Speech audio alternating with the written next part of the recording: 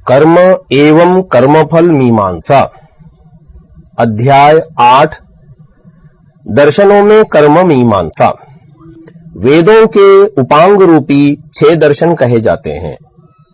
गौतम मुनि प्रणीत न्याय दर्शन, कणाद मुनि प्रणीत वैशेषिक दर्शन, कपिल मुनि प्रणीत सांख्य दर्शन, पतंजलि मुनि प्रणीत योग दर्शन, व्यास मुनि प्रणीत वेदांत दर्शन तथा जैमिनी मुनि प्रणीत मीमांसा दर्शन।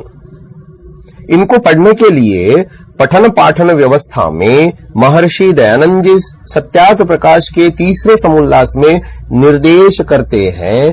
तदनंतर पूर्व मीमांसा, वैशेषिक, न्याय, योग, सांख्य और वेदांत, अर्थात जहां तक बन सके वहां तक ऋषिकृत व्याख्या सहित अथवा उत्तम विद्वानों की सरल व्याख्या युक्त 6 शास्त्रों को पढ़े पढ़ावे। परंतु वेदांत सूत्रों को पढ़ने से पूर्व ईश, केन, कठ, प्रश्न, मुंडक, मांडुक्य, ऐतरेयी, छांदोग्य और बृहदारण्यक, इन 10 उपनिषदों को पढ़ के 6 शास्त्रों के भाष्य वृत्ति सहित सूत्रों को 2 वर्ष के भीतर पढ़ें और पढ़ावें और पढ़ लेवें। स्वामी जी दर्शनों और उपनिषदों को पढ़ने का क्रम बताते हैं, जो अत्यंत महत्वपूर्ण है। ब्रह्मचारी के लिए जिस शिक्षा पद्धति का निर्देश किया गया है, उसके अनुसार ब्रह्मचर्य आश्रम में शिक्षा प्राप्त कर मानव एक आदर्श व्यक्ति बनता तथा अपनी शिक्षा के बल पर वह अपने जीवन को सुचारू रूप से चला सकता है तथा जीव अपने परम लक्ष्य मोक्ष की ओर अग्रसर हो सकता है। शिक्षा पद्धति के समस्त ग्रंथ मानव को एक आदर्श मानव बनाने में सहयोग देते हैं। एक आदर्श मानव के कर्म कैसे होंगे? हम अगर कर्म मीमांसा का स्थूल तथा सूक्ष्म रूप इन 6 शास्त्रों को देखें तो हमारा मार्ग स्पष्ट होगा। यहां पर दर्शनों और उपनिषदों के कर्म विषयक विस्तृत विषय को न लेकर केवल मानव के लिए निर्देशित कर्म व्यवस्था का स्वरूप बताने का प्रयास किया गया है, जिससे हम दर्शनों तथा उपनिषदों के स्वाध्याय के महत्व का ज्ञान हो सके, ताकि मानव मात्र की रुचि इस गूढ़ ज्ञान की ओर हो। कर्म मीमांसा से हमारा तात्पर्य उन कर्मों से है जिससे धर्म, अर्थ, काम और मोक्ष रूपी पुरुषार्थ चतुष्टय की प्राप्ति हो सके। पुरुष जिसको चाहे वह पुरुषार्थ कहा जाता है। यह पुरुषार्थ चतुष्टय धर्म से प्रारंभ होकर मोक्ष पर समाप्त होता है। मुख्य पुरुषार्थ तो मोक्ष ही है, परंतु उसका आरंभ तो धर्म से ही होगा। धर्म पूर्वक ही अर्थ तथा काम की प्राप्ति हो, क्योंकि लौकिक जीवन में इनसे भी सुख प्राप्त होता है, परंतु अर्थ और काम से मिलने वाला सुख अनित्य है, अर्थात नष्ट हो जाने वाला है, यानी सदा नहीं रहता। अर्थ और काम से प्राप्त होने वाला सुख इस जीवन तक ही सीमित है। इन दोनों को धर्म के बाद कहने का तात्पर्य यही है कि इन्हें भी धर्म पूर्वक प्राप्त किया जाए, अन्यथा नहीं।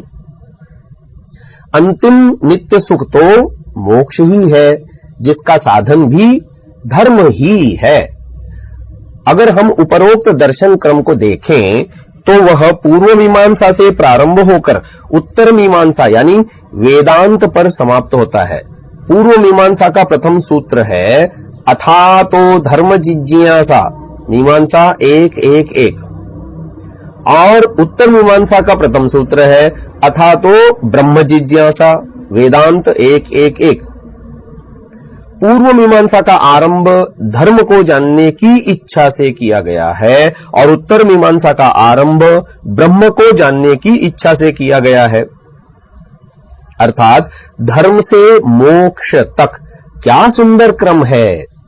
महर्षि दयानंद जी द्वारा प्रतिपादित इसी दर्शन विद्या के क्रम के द्वारा ही धर्म, अर्थ, काम और मोक्ष रूपी समस्त अभिलषित पदार्थों की प्राप्ति संभव है। इन सभी दर्शनों के आरंभ के एक दो या कुछ मुख्य सूत्रों पर विचार करें तो हमें अपने लिए एक कर्म व्यवस्था दिखाई देती है। यही प्रथम एक दो सूत्र अपने अपने ग्रंथ का दिग्दर्शन तथा केंद्रीय मूलभूत विचार भी बताते हैं। सर्वप्रथम मीमांसा दर्शन में अथातो धर्म जिज्ञासा, दूसरा सूत्र है चोदना लक्षणोर्थो धर्मः। अब वेदाध्ययन के अनंतर धर्म की जिज्ञासा अर्थात धर्म को जानने की इच्छा करनी चाहिए। यहां पर सूत्र में वेदाध्ययन के अनंतर पद नहीं है, परंतु स्वामी दयानंद जी ने सत्यार्थ प्रकाश में इस सूत्र पर किसी उपलब्ध प्राचीन भाष्य, संभवतः बोधायन वृत्ति या व्यास भाष्य जो आज उपलब्ध नहीं होते, को उद्धृत करते हुए लिखा है अथेत्यानंतर्ये वेदाध्ययनानंतरम, अर्थात वेदाध्ययन के अनंतर। सूत्र पर उपलब्ध शबर स्वामी के भाष्य में भी यही भाव उपलब्ध होता है। धर्म जिज्ञासा पर प्रश्न करते हुए शबर स्वामी लिखते हैं, उस धर्म को जानने की इच्छा कैसे करें? धर्म क्या है, उसका लक्षण क्या है, उसके साधन क्या हैं, उसके साधनाभास क्या है और कहां कौन प्रधान है इत्यादि रूप से धर्म को जानने की इच्छा करनी चाहिए। आगे इसी संदर्भ में शंका की है, धर्म प्रसिद्ध है अथवा अप्रसिद्ध? यदि प्रसिद्ध है तो जिज्ञासा करने के योग्य नहीं है पहले से ज्ञात होने से, और यदि अप्रसिद्ध है तो सर्वथा जानने योग्य नहीं है, इसलिए धर्म जिज्ञासा ही व्यर्थ है। इसका समाधान करते हुए लिखा है, धर्म की जिज्ञासा अर्थात जानने की इच्छा करनी चाहिए, क्योंकि धर्म के प्रति विशिष्ट विद्वान भी विरुद्ध मति वाले हैं। कोई किसी को धर्म कहते हैं और कोई किसी अन्य को। अतः बहुत प्रकार से एक विषय में विरोधी कथन वाला होने से मानव बिना किसी विचार के किसी भी मत या मान्यता को ही धर्म रूप से ग्रहण करता हुआ नष्ट हो जाएगा और अनर्थ को प्राप्त होगा। इसीलिए धर्म को जानने की इच्छा करनी चाहिए। यहां पर नष्ट होने का अर्थ है कि जीव अपने परम लक्ष्य मोक्ष से भटककर संसार रूपी आवागमन के चक्र में फंस जाएगा। यदि वह सत्यासत्य का निर्णय किए बिना ही कार्य करेगा तो अंततः दुख ही प्राप्त करेगा। इसी भावना को दर्शाते हुए बृहदारण्यक उपनिषद में महर्षि याज्ञवल्क्य मैत्रेयी से कहते हैं, आत्मा वा अरे द्रष्टव्यः श्रोतव्यो मंतव्यो निदिध्यासितव्यो मैत्रेयात्मनो वा अरे दर्शनेन श्रवणेन मत्या विज्ञानेनेदं सर्वं विदितम्। बृहदारण्यकोपनिषद 2:4-5।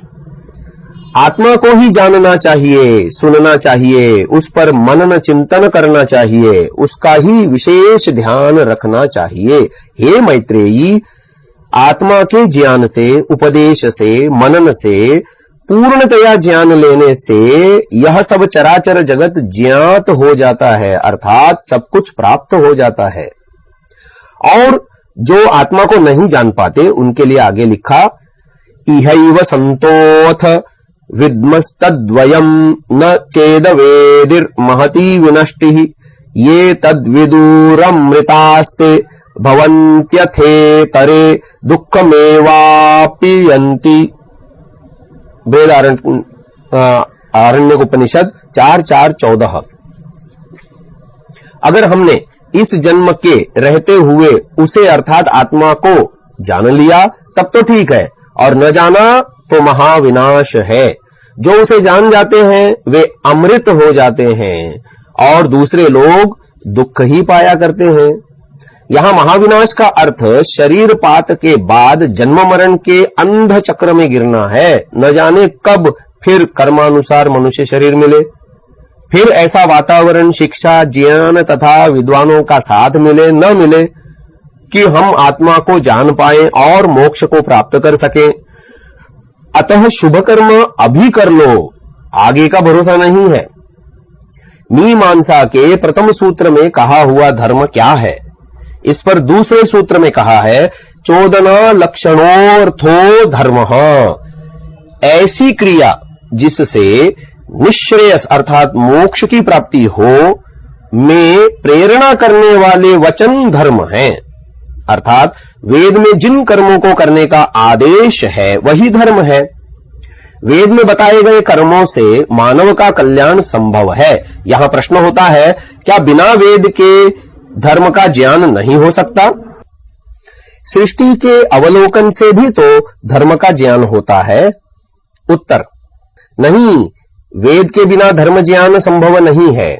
सृष्टि में हमारी इंद्रियां अपने अपने विषयों का ही बोध कराती हैं, जैसे आंख रूप का, कान शब्द का, जिह्वा रस का, नाक गंध का, त्वचा स्पर्श का। यह केवल विद्यमान वस्तुओं का ही ज्ञान कराने में समर्थ है, वह भी तभी जब इंद्रियां दोषयुक्त न हो। ऐसा ज्ञान प्रत्यक्ष कहलाता है।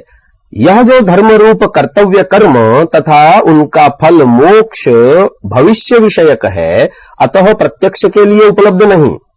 अतः प्रत्यक्ष हुए पदार्थों एवं विषय धर्म के ज्ञान में साधन नहीं है। जब मनुष्य उन कर्मों को करेगा तभी उनका प्रादुर्भाव होगा। अतः धर्म प्रत्यक्षादि प्रमाणों द्वारा नहीं जाना जा सकता। उसके लिए वेद की आवश्यकता है। मुक्ति, सुख विशेष आदि का ज्ञान प्रत्यक्ष से हो ही नहीं सकता। प्रथम सूत्र में शेष धर्म विषयक प्रश्नों की व्याख्या मीमांसा शास्त्र में की गई है। जिज्ञासु पाठक कृपया वहीं देखें। पूर्व मीमांसा मुख्यतः कर्म विषयक है। इसका मुख्यतः संबंध ब्राह्मण ग्रंथों से है। उत्तर मीमांसा यानी वेदांत दर्शन ज्ञान विषयक है। इसका संबंध उपनिषदों से है। ज्ञानान मुक्ति ही सांख्य दर्शन 3:23 अर्थात ज्ञान के बिना मुक्ति नहीं होती। इसीलिए मनुष्य जीवन का अंतिम ध्येय को प्राप्त करने का साधन ज्ञान है, जो वेदांत दर्शन में स्पष्ट है। बिना कर्म के ज्ञान प्राप्त नहीं होता। महर्षि दयानंद जी ने दर्शनों के स्वाध्याय क्रम को मीमांसा से आरंभ कर वेदांत पर समाप्त किया, अर्थात कर्म से ज्ञान तक। इसी रहस्य को यहां खोलने का प्रयास किया। यजुर्वेद में भी इसी रहस्य को कहा है। विद्यां च यस्तद्वेदो भयं सह अविद्यया मृत्युम तीर्त्वा विद्ययामृतमश्नुते। यजुर्वेद 40:14 अर्थात अविद्या अर्थात कर्म से मृत्यु को जीत कर विद्या अर्थात ज्ञान से मृत्यु को प्राप्त करते हैं। हम जिस कर्म मीमांसा की बात कर रहे हैं वह केवल शरीर, मन और इंद्रिय से किया हुआ कर्म मात्र नहीं है, अपितु शुद्ध ज्ञान, शुद्ध कर्म तथा शुद्ध उपासना का समुदाय है। मीमांसा दर्शन मनुष्य जीवन का संबंध कर्म से जोड़ता है। कर्म को विभिन्न कोटियों में बांटा गया है। प्रधान कर्म, अंग कर्म, काम्य कर्म, निष्काम कर्म, पुरुषार्थ, कृत्वर्थ इत्यादि। इन्हीं कर्मों के लिए शास्त्र के वचनों की मीमांसा की गई है। मीमांसा में मनुष्यों के लिए 3 प्रकार के धर्म बताए गए हैं। प्रथम है मनुष्य धर्म, दूसरा है क्रतु धर्म, तीसरा है व्यवहार धर्म। इन तीनों प्रकार के धर्मों के लिए विधि और निषेध निश्चित किए हैं।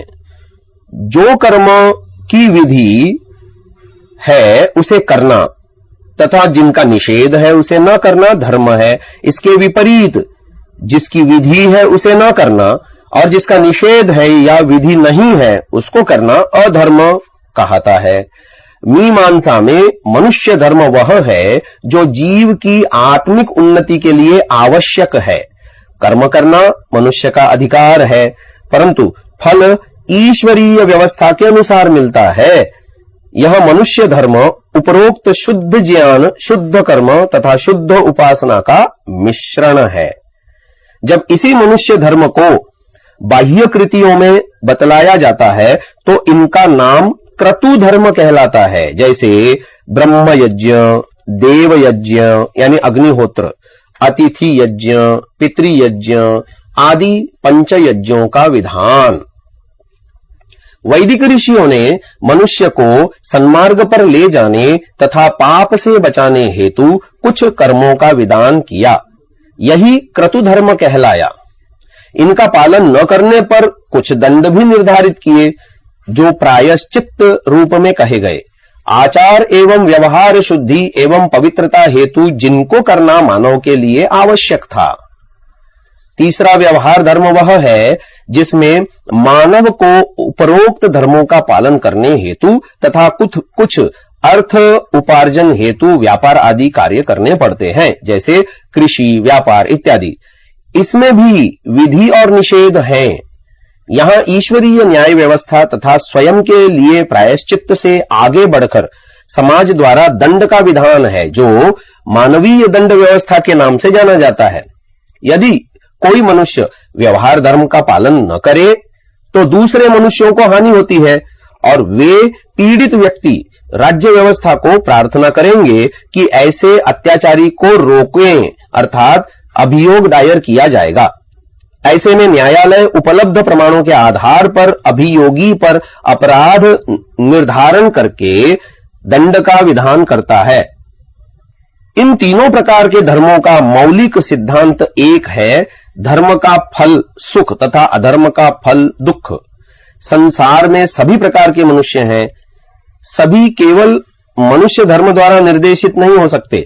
मनुष्य की वृत्तियां अनेक जन्मों में संचित संस्कारों द्वारा प्रभावित होती हैं, जो उसे विभिन्न कर्मों में प्रेरित करती हैं। अतः क्रतु धर्म और व्यवहार धर्मों का निर्देश आवश्यक है।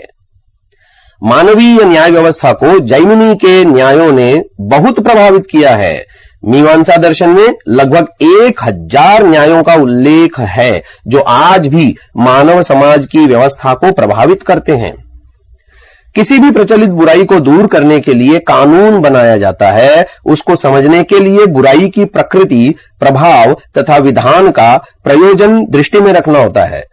भारतीय न्यायालयों में जैमिनी के सूत्रों के आधार पर ही काम होता रहा है और विश्व प्रसिद्ध रोम तथा अंग्रेजी साम्राज्य के कानूनों के मौलिक नियम जैमिनी सूत्रों से विशेष साम्य रखते हैं, जो जैमिनी सिद्धांतों की सार्वभौमिकता की पुष्टि करता है। इनको विशेषता से समझने हेतु मीमांसा दर्शन का स्वाध्याय आवश्यक है। समाज में कर्म करने हेतु निर्मित सृष्टि साधन रूप में उपलब्ध है। किसी भी व्यक्ति के लिए कर्म करने हेतु कुछ साधनों की अपेक्षा रहती है। यह साधन दो प्रकार के हैं। एक तो जीव को जन्म के साथ यह शरीर रूपी 24 तत्वों का समुदाय मिला है, तथा दूसरे दृश्यमान जगत में उपलब्ध बाह्य साधन, जो मुख्यतः पंचमहाभूतों के रूप में उपलब्ध है। पृथ्वी, जल, अग्नि, वायु तथा आकाश। क्रम प्राप्त वैशेषिक दर्शन उन पदार्थों का विवेचन करता है जिनके मध्य जीवन पनपता, फलता, फूलता है। कर्म रहस्य को समझने हेतु सृष्टि में उपलब्ध सभी तत्वों का ज्ञान होना परम आवश्यक है। अथा तो धर्मम व्याख्यास्यामः, वैशेषिक 1:1:1। इस सूत्र पर उपलब्ध वृत्ति संभवतः गौतम मुनिकृत भाष्य, जो आज उपलब्ध नहीं होता, का प्रथम वाक्य स्वामी दयानंद सरस्वती जी सत्यार्थ प्रकाश के प्रथम समोल्लास में लिखते हैं, अथा इति धर्म कथनानंतरम धर्म लक्षणम विशेषेण व्याख्यास्यामः, अर्थात अब धर्म कथन मीमांसा के सामाजिक धर्म रूपी कर्तव्य का कथन के अनंतर धर्म लक्षणों की विशेषता से व्याख्या की जाती है। महर्षि कणाद जी द्वारा यहां विशेषता से धर्म धर्मी अर्थात द्रव्यों के गुणकर्म आदि की व्याख्या की जाती है। वैशेषिक का धर्म मीमांसा के धर्म से अलग है, क्योंकि चतुर्थ सूत्र में कहा गया है कि धर्म विशेष से उत्पन्न हुए द्रव्य, गुण, कर्म, सामान्य, विशेष और समवाय नामक पदार्थों के साधर्म्य और वैधर्म्य के ज्ञान से तत्व ज्ञान और उस तत्व ज्ञान से निश्रेयस अर्थात मोक्ष की प्राप्ति होती है। वैशेषिक दर्शन उन वस्तुओं यानी पदार्थों का वर्णन कर रहा है जिनके मध्य रहकर मनुष्य को अपने कर्म करने हैं। संसार में उपलब्ध द्रव्य, गुण आदि बाह्य साधनों के द्वारा ही तो मनुष्य कर्म कर पाता है। महर्षि कणाद जी कहते हैं कि जिससे अभ्युदय और निश्रेयस की सिद्धि हो वह धर्म है।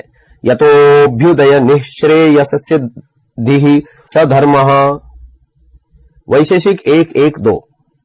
महर्षि कणाद जी को यहां मीमांसा आदि ग्रंथों में कहा हुआ धर्म अभिप्रेत नहीं है। यहां पर पदार्थ और उनके धर्मों का वर्णन है, जिससे जगत के बारे में वास्तविक ज्ञान होगा। जिस द्रव्य का जो धर्म है उसका उससे विपरीत प्रयोग अनर्थ ही करेगा। जैसे जो कार्य अग्नि से सिद्ध होता हो उसके स्थान पर जल प्रयोग करना कार्य को बिगाड़ने का कारण बनेगा। शीतातुर व्यक्ति को अग्नि के स्थान पर जल का संपर्क कराने से शीत वृद्धि होगी, न कि शीत का शमन। इस प्रकार वैशेषिक पदार्थों के यथार्थ स्वरूप को दिखलाकर मनुष्य के लिए शुद्ध शुभ कर्मों के मार्ग को प्रशस्त करेगा। यहां पर जो अभ्युदय सुख है वह पदार्थों के स्वरूप और धर्मों को जानकर सांसारिक सुख सुविधाओं के उपकरणों का निर्माण कर जीवन में सुख का आभास होना है। पदार्थों के ज्ञान से मोक्ष का तात्पर्य भी समझना होगा। जीव को स्थूल शरीर जन्म के साथ ही मिलता है और जीवन पर्यंत इसका साथ बना रहता है। यह शरीर प्रकृति से निर्मित है। मृत्यु से इस शरीर को नष्ट हो जाना है। यह चक्र जन्मांतर में भी चलेगा। अतः इस तथ्य को जानकर मात्र शरीर को सुख पहुंचाने के लिए कर्म न किए जाएं, परंतु इस शरीर रूपी रथ के रथी अर्थात जीवात्मा को जानकर अपने कर्मों को आत्मोन्मुखी करना ही लक्ष्य है। पदार्थों के तत्व ज्ञान से जीव का मोक्ष मार्ग पर गमन संभव है। अतः कर्मों को सम्यक रूप से करने हेतु इन पदार्थों तथा धर्मों का वास्तविक ज्ञान अनिवार्य है। द्रव्य, गुण, कर्म, सामान्य, विशेष और समवाय नामक पदार्थों में द्रव्य तो धर्मी है तथा शेष पांचों पदार्थ उसके धर्म हैं। धर्मी उसको कहते हैं जिसके आश्रय से धर्म रहे। गुण और कर्म द्रव्य के धर्म हैं। सामान्य और विशेष द्रव्य, गुण और कर्म तीनों के धर्म हैं तथा समवाय पांचों का धर्म है।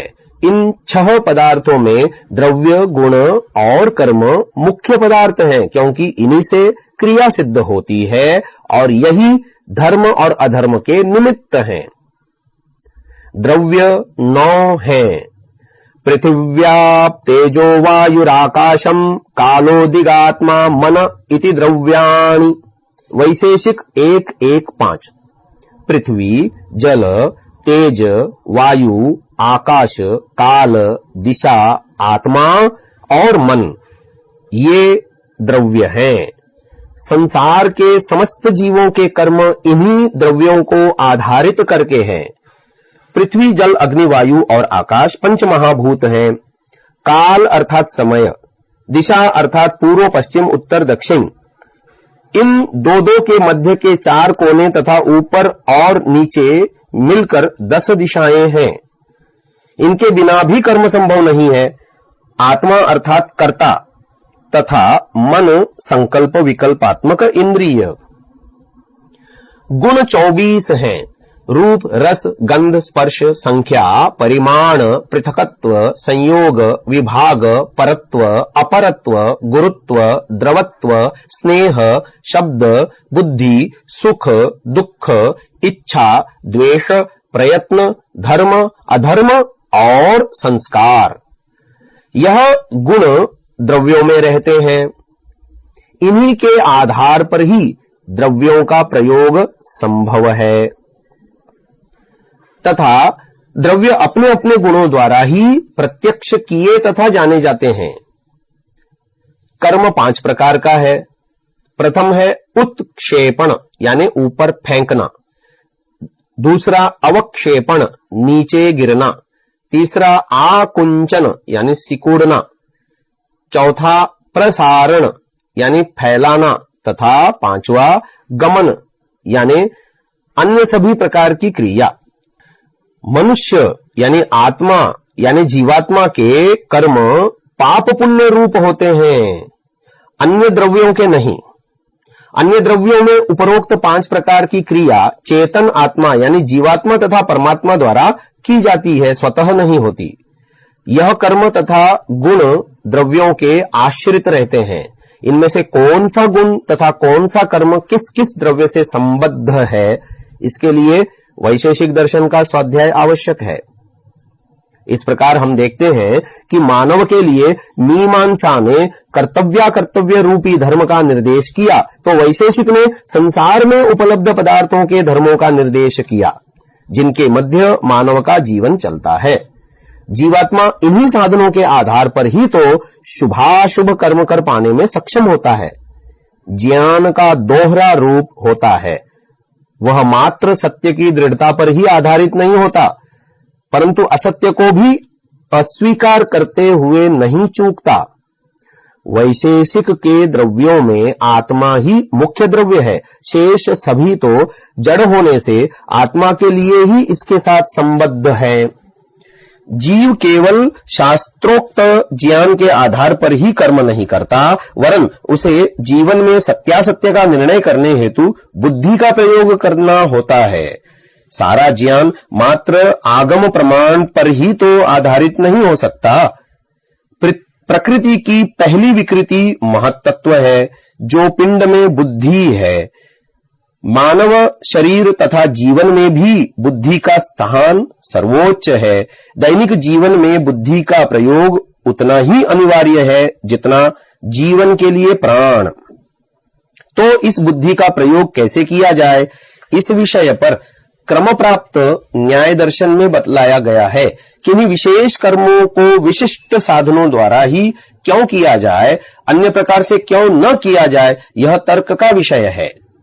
जो कुछ भी हम प्रत्यक्ष तथा अनुभव करते, वह कैसा है, क्या सत्य है या नहीं, यह जानना परम आवश्यक है। न्याय दर्शन का मुख्य प्रतिपाद्य विषय प्रमाण है। तर्क सत्यासत्य को निर्धारण करने का बहुत महत्वपूर्ण शस्त्र है। प्रमाण की सफलता यह है कि उसके द्वारा जाना हुआ अर्थ अपने वास्तविक रूप में संसार में मानवों को उपलब्ध होता है। प्रमाणैरर्थ परीक्षणम न्याय दर्शन 111 पर वात्स्यायन भाष्य। प्रमाणों के द्वारा पदार्थों या विषय की पूर्णतया परीक्षा करना न्याय कहता है। संसार में भी न्याय साक्ष्य, युक्ति, प्रयुक्ति आदि द्वारा किया जाता है। महर्षि वात्स्यायन जी पहले सूत्र की भूमिका में लिखते हैं, एक या अधिक प्रमाणों से अर्थ यानी प्रयोजन यानी विषय एवं पदार्थ का वास्तविक ज्ञान होने पर प्रवृत्ति अर्थात प्राणिमात्र की चेष्टा, व्यवहार, क्रिया संभव होती है।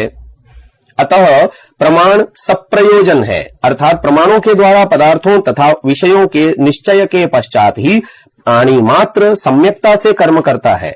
अर्थात प्रमाणों द्वारा सुपरीक्षित होने पर ही शुद्ध कर्म संभव है। आगे कहा है, प्रमाण के बिना अर्थ की सिद्धि नहीं होती और अर्थ की सिद्धि के बिना चेष्टा यानी व्यवहार, क्रिया का ग्रहण अथवा त्याग असंभव है।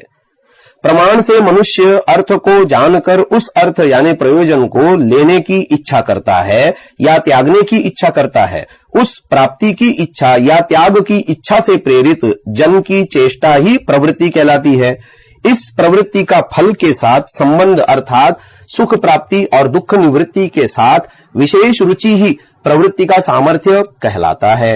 यत्न करता हुआ मनुष्य उस अर्थ को लेने की इच्छा करता हुआ लेता है और छोड़ने की इच्छा करता हुआ छोड़ देता है। अतः यह अर्थ प्रयोजन है। मुख्य अर्थ है सुख और सुख के साधन तथा दुख और दुख के साधन। वस्तुतः अर्थ असंख्य है, प्राणियों के असंख्य होने से। वास्तव में प्रत्येक प्राणी अपनी स्थिति रखता है। जो पदार्थ या विषय एक के लिए सुख का साधन हो सकता है, वही दूसरे के लिए दुख का साधन भी बन जाता है। उदाहरण के लिए, एक गृहस्थ के लिए भौतिक सुविधा के साधन स्त्री, पुत्र आदि सुख के साधन है, परंतु वही साधन एक सन्यासी के लिए दुख कारक है। एक विवेक ज्ञान रखने वाले को गृहस्थी, स्त्री, पुत्र आदि मार्ग में आसक्ति रूप होने से दुख रूप भासते हैं, वही एक सन्यासी भी अपने संस्कारों के प्रभाव से इन्हीं में सुख बुद्धि ढूंढ सकता है। इस प्रकार हम देखते हैं कि न्याय दर्शन मनुष्य को सत्य असत्य का निर्णय करा सम्यक शुद्ध कर्मों की ओर प्रेरित करता है। प्रमाण प्रमेय संशय प्रयोजन दृष्टांत सिद्धांतावयव तर्क निर्णय वाद जल्प वितंडा हेत्वाभास छल जाति निग्रह स्थानानाम तत्व ज्ञान निश्रेयसादिगमः। न्याय दर्शन 1:1:1। प्रमाण प्रमेय संशय प्रयोजन दृष्टांत सिद्धांत अवयव तर्क निर्णय वाद जल्प वितंडा हेत्वाभास छल जाति निग्रह स्थानों के यथार्थ ज्ञान से मोक्ष की प्राप्ति होती है।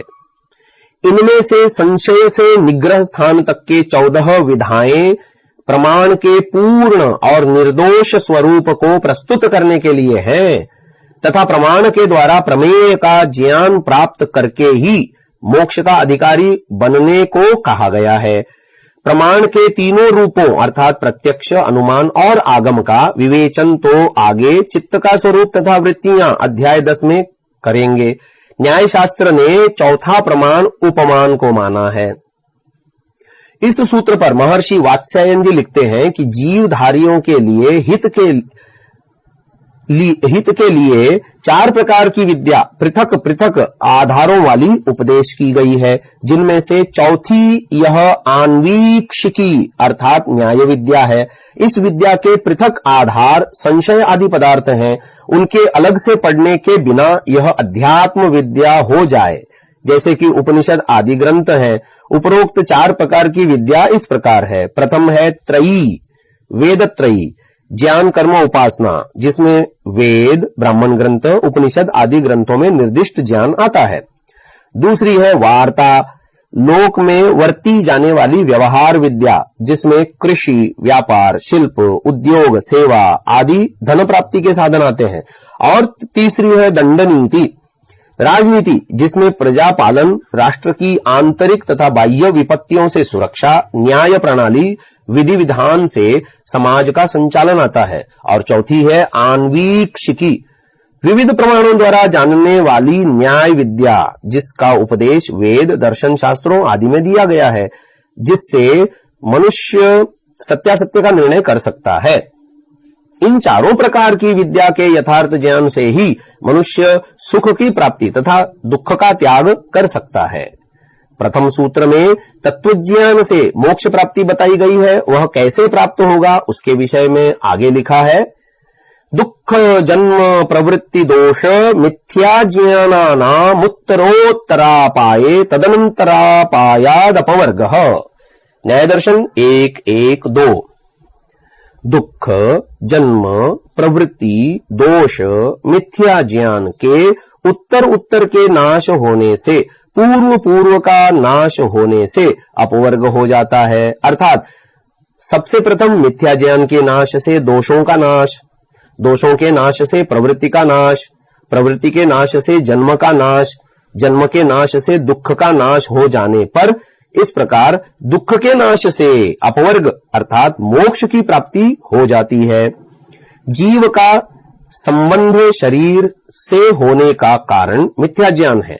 मिथ्या ज्ञान क्या है, इसका विशेष विवेचन क्लेश नामक अध्याय 11 में विस्तार से किया गया है। उपरोक्त प्रमाण आदि के द्वारा जिन प्रमेयों को जानने की बात कही गई है वे प्रमेय 12 हैं। आत्म शरीरेन्द्रियार्थ बुद्धि मनः प्रवृत्ति दोष प्रेत्य भाव फल दुखापवर्गास्तु प्रमेयम्। न्याय दर्शन 1:1:9। आत्मा शरीर इंद्रिय अर्थ बुद्धि मन प्रवृत्ति दोष प्रेत्य भाव फल दुख और अपवर्ग, ये 12 प्रमेय हैं। सर्वप्रथम है आत्मा। चेतन तत्व सब पदार्थों का दृष्टा व भोक्ता जीवात्मा है। सब इंद्रियों द्वारा समस्त विषयों को जानने वाला है तथा सब विषयों का अनुभव करने वाला है। इच्छा द्वेष प्रयत्न सुख दुख और ज्ञान आत्मा के लिंग अर्थात लक्षण हैं। न्याय दर्शन 1:1:10। द्वितीय है शरीर। आत्मा अर्थात जीवात्मा के भोगों का आधार है शरीर। आत्मा इस स्थूल शरीर में रहने पर सुख दुख आदि भोगों को भोगता है। चेष्टा, इंद्रिय और अर्थों का आश्रय है शरीर। न्याय दर्शन 1:11। तीसरा प्रमेय है इंद्रिय आत्मा के भोग के साधन हैं। घ्राण, रसना, चक्षु, त्वक और श्रोत्र ये 5 इंद्रियां हैं। न्याय दर्शन 1:12। चौथा प्रमेय है अर्थ आत्मा के भोक्तव्य विषय हैं। गंध, रस, रूप, स्पर्श और शब्द ये इंद्रियों से ग्राह्य होकर आत्मा के भोग का विषय बनते हैं। न्याय दर्शन 1:14। पांचवा प्रमेय है बुद्धि। वह भोग है जिससे गंधादि अर्थों विषयों का आत्मा को अनुभव होता है।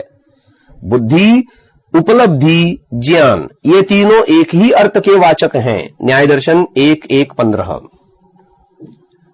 छठा प्रमेय है मन।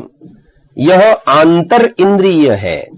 बाह्य इंद्रिय केवल एक नियत अर्थ को ग्रहण करने वाली है, परंतु जिस इंद्रिय का मन से संबंध होगा उसी इंद्रिय के विषय को आत्मा ग्रहण करता है।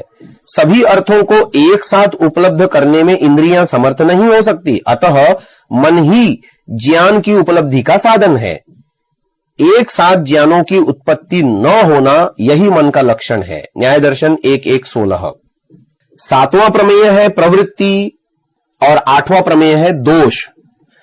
इंद्रिय, शरीर, इंद्रिय, अर्थ, बुद्धि, सुख दुख की उत्पत्ति का कारण प्रवृत्ति है और प्रवृत्ति के कारण को दोष कहते हैं। यह मुख्यतः अविद्या, राग आदि होते हैं। वाणी, बुद्धि यानी मन, शरीर से किया गया कर्म प्रवृत्ति कहलाता है। न्याय दर्शन 1:17। प्रवृत्ति का कारण दोष है। न्याय दर्शन 1:18। नौवां प्रमेय है प्रेत्य भाव। मरकर होना, एक देह को त्याग कर दूसरी देह को ग्रहण करना। यह शरीर अपूर्व नहीं है, अर्थात यह पहला शरीर नहीं है और न ही यहां से शरीर धारण करने की परंपरा शुरू हुई है और न ही ऐसा है कि इस शरीर के बाद अन्य कोई शरीर नहीं मिलेगा, अर्थात यह शरीर अनुत्तर भी नहीं है। आत्मा द्वारा देह ग्रहण का यह क्रम अनादिकाल से चल रहा है। इस क्रम का अंत मोक्ष से होता है। इस देह ग्रहण का निरंतर प्रवाह प्रेत्य भाव है, फिर पैदा होना प्रेत्य भाव है। न्याय दर्शन 1:19। 10वां प्रमेय है फल। साधनों के द्वारा सुख दुख आदि का उपभोग फल कहलाता है। यह आत्मा को प्राप्त होता है। प्रवृत्ति और दोषों से जनित सुख दुख रूप अर्थ फल कहलाता है। न्याय दर्शन 1:20। 11वां प्रमेय है दुख। यह अनुकूल वेदनीय लक्षण वाले सुख का न होना मात्र नहीं है। तो दुख क्या है? जन्म से ही सुख साधनों के सहित इस संसार सुख में दुख का संबंध होने के कारण दुख से छुटकारा न पाए जाने से, आध्यात्मिक आदि विविध बाधाओं के लगे रहने से यह दुख है ऐसी समाधि भावना की जाती है। मोक्ष मार्ग का पथिक जब एकाग्र होकर भावना करता है तो उसे दुख रूपी संसार के प्रति ग्लानि होती है। ग्लानि होने से वैराग्य और वैराग्य से मोक्ष होता है। बाधना स्वरूप दुख है। न्याय दर्शन 1:21। दुख का यही भाव योग दर्शन में भी कहा गया है। परिणाम ताप संस्कार दुःखैर गुणवृत्ति विरोधाच दुःखमेव सर्वं विवेकिनः। योग दर्शन 2:15। परिणाम, ताप, संस्कार, दुख तथा गुणवृत्ति विरोध से विवेकी पुरुष को समस्त पदार्थ दुखमय ही दिखाई देते हैं। और अंतिम 12वां प्रमेय है अपवर्ग। जब उपरोक्त वैराग्य द्वारा मोक्ष साधक विवेक ज्ञान को प्राप्त करता है तो मोक्ष प्राप्त करता है। जन्म मरण के प्रवाह का अंत और सभी दुखों का आत्यंतिक नाश ही अपवर्ग है। छुटकारा पाना अपवर्ग कहलाता है। न्याय 1:22। इस प्रकार न्याय दर्शन प्रमाणों द्वारा मनुष्यों को सत्यासत्य का निर्णय कराकर उसका उद्देश्य समस्त दुखों के नाश रूपी अपवर्ग बताकर उसे सम्यक कर्म की ओर अग्रसर करता है। आत्मा का अंतिम लक्ष्य अपवर्ग बताया गया है। उपरोक्त अपवर्ग के क्रियात्मक साधनों की व्याख्या आगे योग दर्शन शिक्षा क्रम के चतुर्थ दर्शन में की गई है। यहां से मनुष्य की वृत्तियों का अंतर्मुखी होना शुरू होता है। योग दर्शनकार महर्षि पतंजलि जी योग का आरंभ करते हुए लिखते हैं, अथ योगानुशासनम योग 1:1, अर्थात अब योग शास्त्र का यहां से प्रारंभ किया जाता है।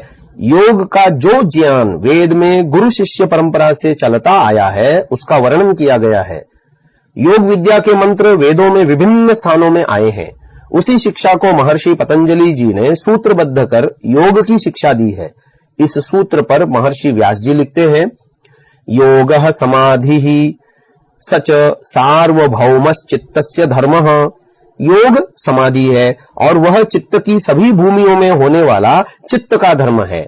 आगे चित्त की 5 भूमियों में क्षिप्त, मूढ़, विक्षिप्त, एकाग्र और निरुद्ध के बारे में बतलाया गया है, जिसका वर्णन आगे अध्याय 10 चित्त का स्वरूप तथा वृत्तियां में विस्तार पूर्वक किया गया है। विक्षिप्त चित्त में हुई समाधि को महर्षि व्यास जी योग पक्ष में नहीं मानते। समाधि के आरंभ को निम्न प्रकार से कहा गया है, यस्त्वेकाग्रे चेतसी सद्भूतमर्थम प्रद्योतयति क्षिणोति च क्लेशान् कर्म बंधनानि श्लथयति निरोधमभिमुखम करोति स संप्रज्ञातो योग इत्याख्यायते।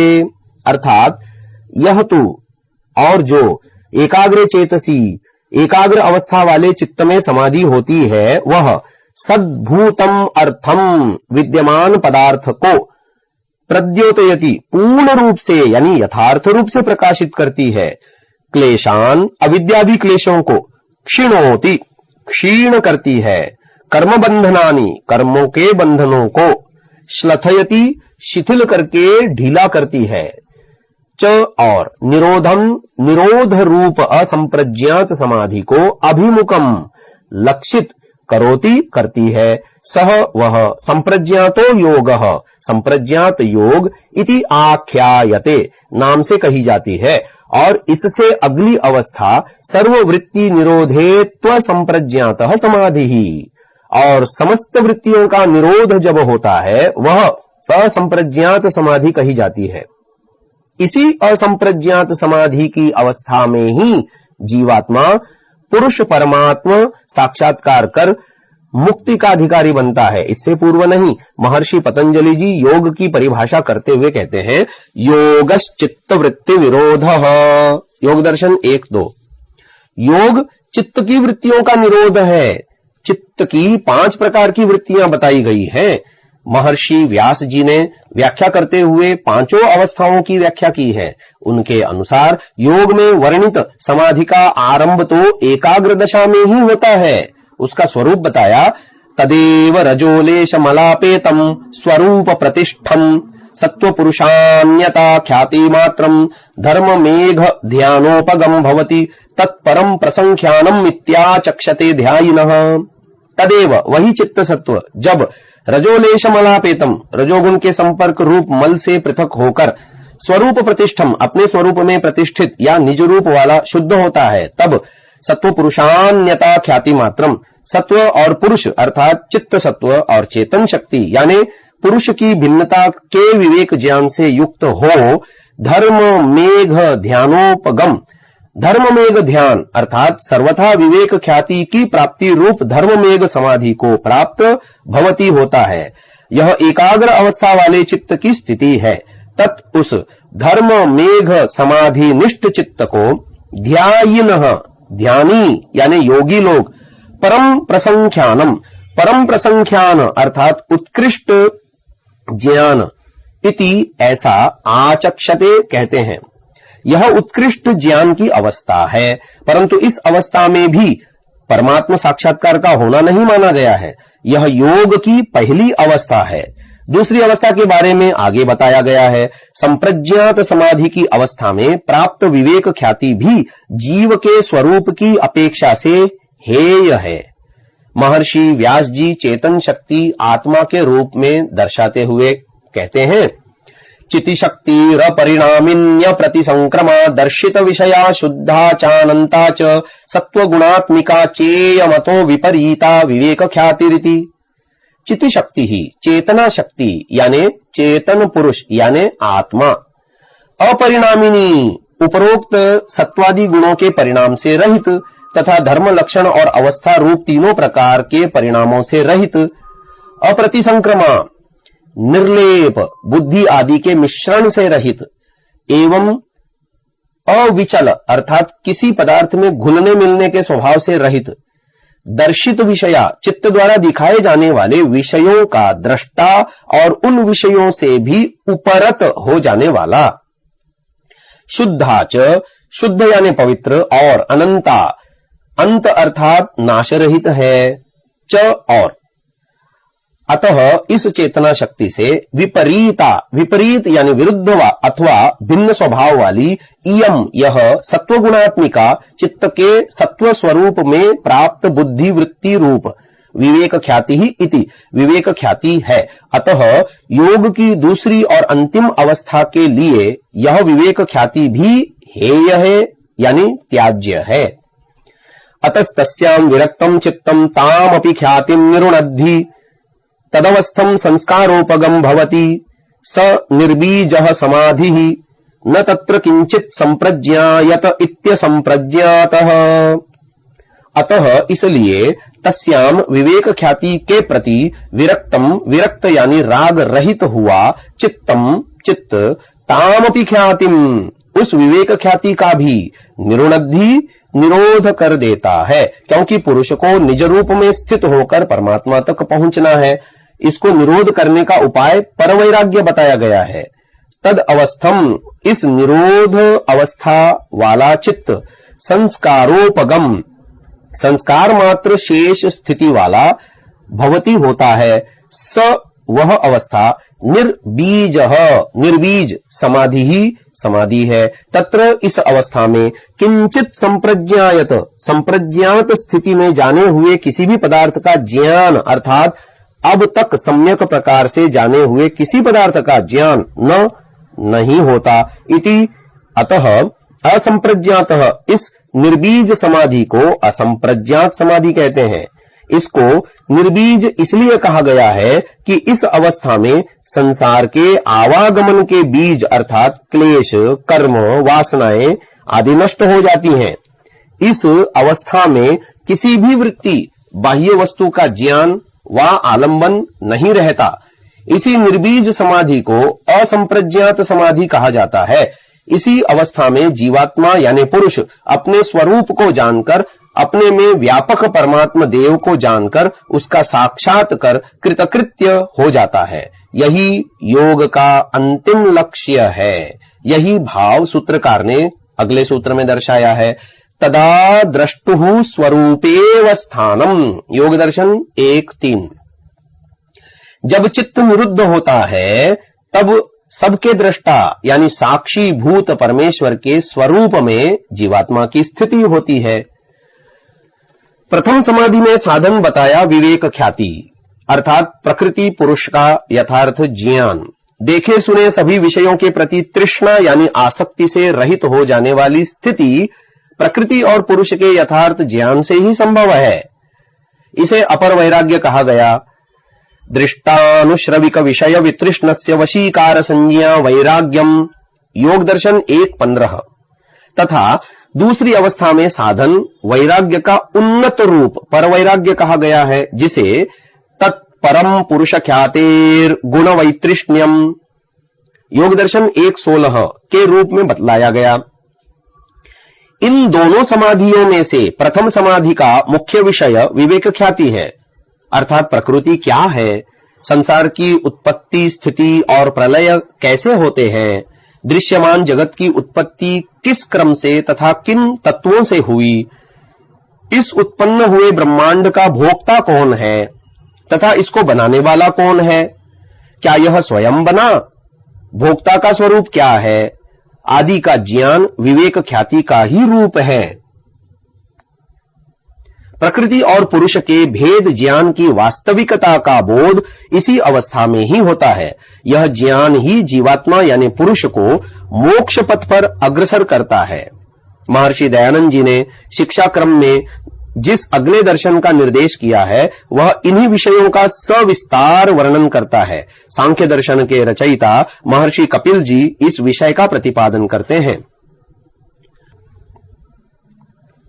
मीमांसा में प्रतिपादित कर्म जो मनुष्य धर्म, क्रतु धर्म तथा व्यवहार धर्म के रूप में बतलाया है, उनके संपादनार्थ वैशेषिक दर्शन संसार में उपलब्ध साधनों के गुण, कर्म आदि की व्याख्या करता है। न्याय दर्शन में आन्वीक्षिकी विद्या द्वारा मानव को संसार के भोगों को प्राप्त कर अभ्युदय तथा उसके भी आगे दुख विनाश द्वारा मोक्ष प्राप्ति की ओर प्रेरणा करता है। इस संसार के भोगों से सुख प्राप्ति की अभिलाषा मानव मात्र को होती है, परंतु इन सुखों के साथ दुख भी जुड़ा हुआ है।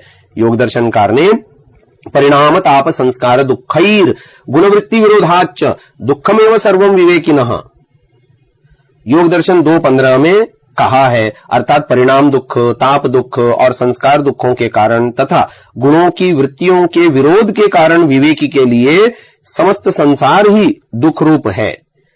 इसलिए योग दर्शनकार ने हेय, हेय हेतु, हान और हानोपाय अर्थात दुख, दुख का कारण, मुक्ति और मुक्ति के उपाय का वर्णन किया है। महर्षि पतंजलि जी ने मानव मात्र के लिए आंतरिक यात्रा को आरंभ किया, जिसमें जीव एकाग्र अवस्था में संप्रज्ञात समाधि तथा निरुद्ध अवस्था में असंप्रज्ञात समाधि के मार्ग पर अग्रसर हो पाता है। और इसी संप्रज्ञात समाधि के लिए प्रकृति पुरुष विवेक रूप विवेक ख्याति की विस्तृत व्याख्या का उपदेश महर्षि कपिल सांख्य दर्शन में देते हैं। सांख्य शास्त्र का आरंभ करते हुए कहा गया है, अथ त्रिविध दुखात्यंत निवृत्तिरत्यंत पुरुषार्थ। सांख्य दर्शन 1:1। अब 3 प्रकार के यानी आध्यात्मिक, आधिदैविक और आधिभौतिक दुखों की नितांत निवृत्ति हेतु परम पुरुषार्थ जो मोक्ष है उसका आरंभ किया जाता है। महर्षि दयानंद जी इस सूत्र के उपलब्ध वृत्ति संभवतः भागुरी मुनिकृत जो अब उपलब्ध नहीं है का प्रथम वाक्य सत्यार्थ प्रकाश के प्रथम समुल्लास में लिखते हैं, सांसारिक विषय भोगानंतरम त्रिविध दुखात्यंत निवृत्त्यर्थः प्रयत्नः कर्तव्यः। अर्थात सांसारिक भोगों को भोगने के अनंतर तीनों प्रकार के दुख की नितांत निवृत्ति के लिए प्रयत्न करना चाहिए। इन दुखों की प्राप्ति जीव को शरीर प्राप्ति के कारण होती है। यह शरीर प्रकृति से निर्मित है। जीव को इन दुखों से छूटने हेतु मोक्ष का उपदेश दिया गया है। मोक्ष का उपदेश ही जीव के बंधन की स्थिति को प्रकट करता है। जीव के बंधन के विभिन्न कारणों का विवेचन करते हुए अंत में प्रकृति पुरुष संयोग को ही बंधन का वास्तविक कारण बताया है। न नित्य शुद्ध बुद्ध मुक्त स्वभावस्य तद्योगस्तद्योगादृते। सांख्य दर्शन 1:19। नित्य शुद्ध बुद्ध मुक्त स्वभाव वाले आत्मा का बंध योग प्रकृति योग के बिना नहीं होता। अर्थात जब जब आत्मा प्रकृति के संपर्क में आती है तब तब बंधन में फंस जाता है, परंतु प्रकृति तो जड़ है और परतंत्र है और जीव चेतन तथा स्वतंत्र सत्ता है। यह बंधन प्रकृति की ओर से तो संभव ही नहीं है। अतः आत्मा स्वयं ही प्रकृति से संपर्क में आता है। परंतु ऐसा क्यों होता है कि नित्य शुद्ध बुद्ध और मुक्त स्वभाव वाला आत्मा स्वयं ही अपने से विपरीत गुणों वाली जड़ प्रकृति के संपर्क में आकर स्वयं के लिए बंधन का कारण बने? इस प्रश्न का उत्तर महर्षि कपिल जी देते हैं, तद्योगोप्य विवेकान न समानत्वम। सांख्य दर्शन 1:55। यह जो प्रकृति पुरुष का योग है वह अविवेक अर्थात अयथार्थ ज्ञान यानी मिथ्या ज्ञान यानी अविद्या से स्वात्म और प्रकृति के स्वरूप ज्ञान न होने से होता है। वस्तुतः अविवेक के कारण ही जीवात्मा प्रकृति के संपर्क में आता है और बंधन में पड़ जाता है। अविवेक है, अपने चेतन स्वरूप का तथा अचेतन प्रकृति के स्वरूप का वास्तविक ज्ञान न होना और इन्हें पृथक न समझना। प्रकृति परार्थ अर्थात दूसरे के लिए है और जीव उस प्रकृति का भोक्ता है। जब तक अविवेक है तब तक प्रकृति योग है और जब तक प्रकृति योग है तब तक बंधन है। इस अविवेक के नाश का उपाय बताते हुए कहा, नियत कारणात तदुच्छित्तिर्ध्वान्तवत्। सांख्य दर्शन 1:56। उस अविवेक का नाश होता है विरोधी नियत कारण विवेक से, जिसके न होने पर ही अविवेक की प्रवृत्ति होती है। यह अविवेक विवेक के हो जाने पर निवृत्त हो जाता है। जैसे अंधकार का विरोधी नियत कारण प्रकाश होता है, प्रकाश के होते ही अंधकार स्वतः समाप्त हो जाता है, ऐसे ही विवेक के होते ही अविवेक का नाश हो जाता है। अतः विवेक के होते ही अविवेक भी समाप्त हो जाएगा। यह विवेक योग दर्शनकार महर्षि पतंजलि जी द्वारा कथित संप्रज्ञात समाधि का साधन विवेक ख्याति ही है। यह अविवेक विवेक के शाब्दिक ज्ञान से नष्ट नहीं होगा। यदि ऐसा होता तो योगानुष्ठान की आवश्यकता ही न रहे। युक्तितोपि न बाध्यते दिंग मूढ़ वद परोक्षादृते। सांख्य दर्शन 1:59। श्रवण से तो क्या मुक्ति युक्ति से भी अर्थात मनन से भी अविवेक नहीं हटाया जा सकता। दिशा के संबंध में मूढ़ भ्रमयुक्त मनुष्य की भांति, जैसे साक्षात सूर्योदय के बिना दिशा भ्रम वाले का भ्रम नहीं हटता, वैसे ही साक्षात प्रत्यक्ष हुए विवेक के बिना अविवेक नहीं हटता। यहां पर विवेक ज्ञान को साक्षात्कार करने के बिना कोई उपाय नहीं है और संप्रज्ञात समाधि की 4 प्रकारों वितर्कानुगत, विचारानुगत, आनंदानुगत और अस्मितानुगत रूपी समाधियों में जीव क्रमशः स्थूल पदार्थों, सूक्ष्म पदार्थों, कारण प्रकृति तथा स्वात्मा का आलंबन कर इनका यथार्थ ज्ञान प्राप्त करता है। इस प्रकार हम देखते हैं कि विवेक ख्याति के स्वरूप को सांख्यकार स्पष्ट करते हैं। आगे विवेक ज्ञान का प्रकार वर्णित करते हुए कहा है, अचाक्षुषाणाम मनुमानेन बोधो धूमादिभिरिव वह्नेः। सांख्य दर्शन 1:60। प्रत्यक्ष पदार्थों का अनुमान प्रमाण से बोध यानी विवेक होता है, जैसे धूम आदि से अप्रत्यक्ष अग्नि का विवेक हो जाता है। इनमें प्रत्यक्ष पदार्थ तो स्थूलभूत पृथ्वी, जल, अग्नि, वायु, आकाश तथा देह आदि एवं अप्रत्यक्ष अर्थात इनसे भिन्न प्रकृति के अन्य विकार हैं।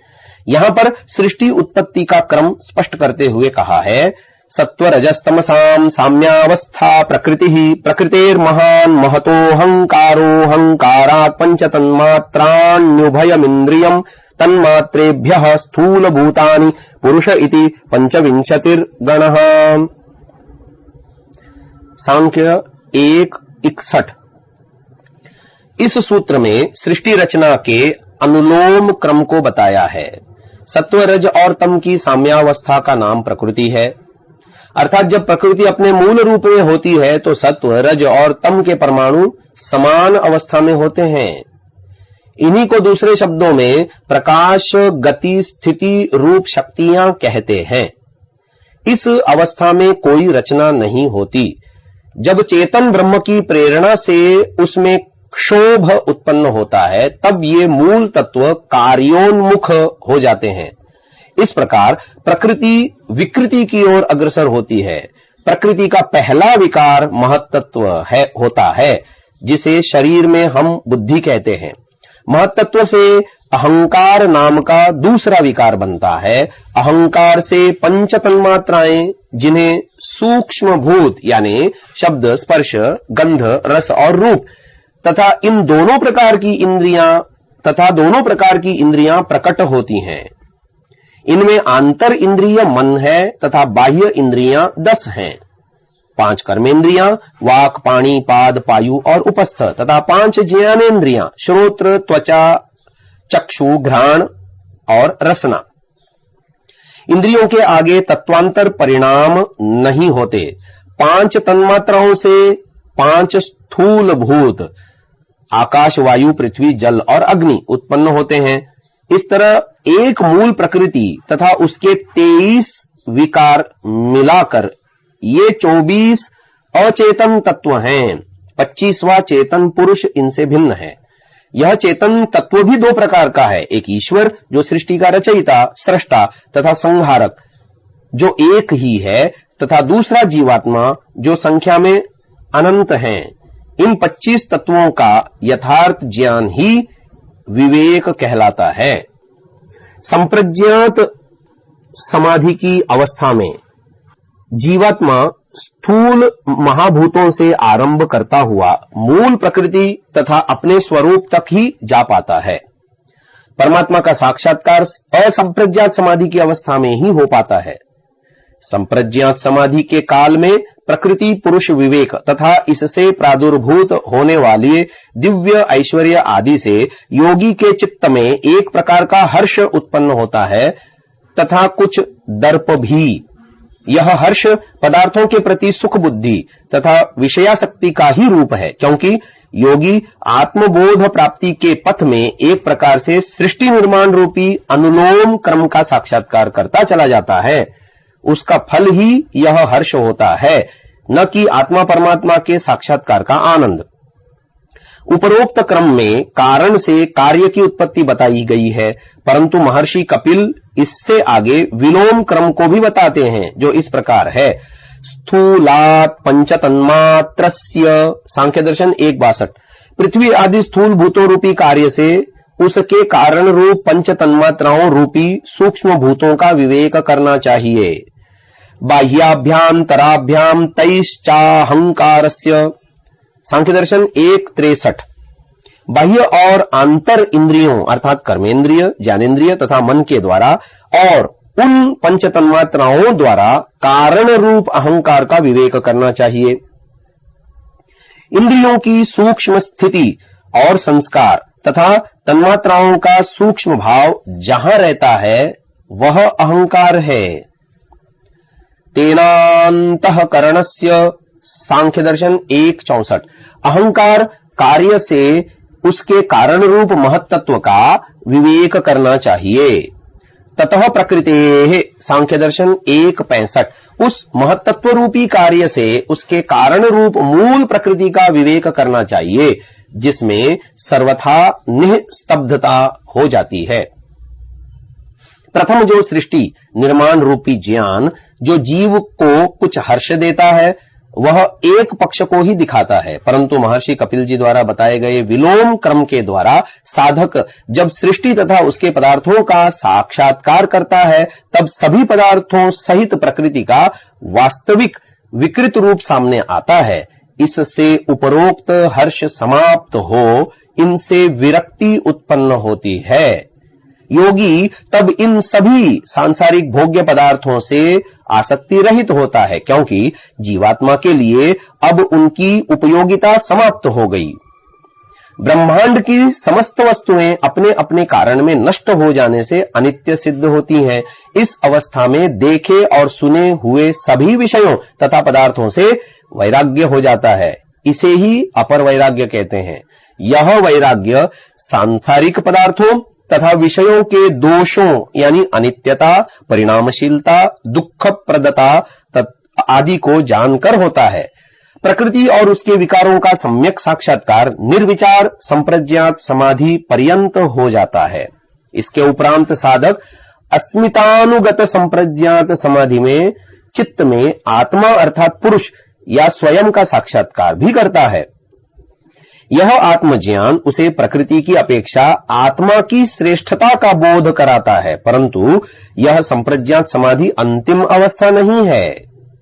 यह अपनी अगली सीढ़ी अर्थात असंप्रज्ञात समाधि की ओर इंगन करती है।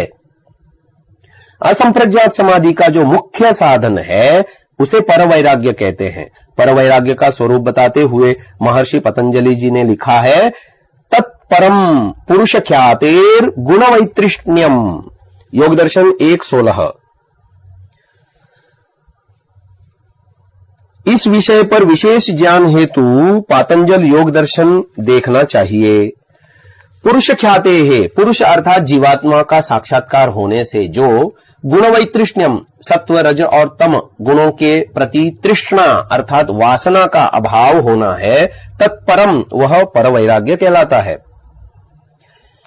जो अपर वैराग्य है वह सांसारिक पदार्थों तथा विषयों के दोष दर्शन से होता है, परंतु जो परवैराग्य है वह आत्मा के श्रेष्ठ गुणों के ज्ञान अर्थात साक्षात्कार से गुणों की ओर भी अप्रवृत्ति हो जाना, यह दूसरे प्रकार का वैराग्य श्रेष्ठ है। यही असंप्रज्ञात समाधि में मूल कारण है। वस्तुतः परमात्मा के गुणकर्म स्वभाव और स्वरूप का ज्ञान ही जीव की मुक्ति का मार्ग है। इससे ही प्राकृतिक गुणों यथा सत्व रज तथा तम में अप्रवृत्ति होकर जीव को साक्षात आत्मस्वरूप का ज्ञान हो, परमात्मा साक्षात्कार कर मुक्ति के अनंत आनंद का भोग प्राप्त होता है, जिसमें किसी प्रकार का दुख मिश्रित नहीं होता।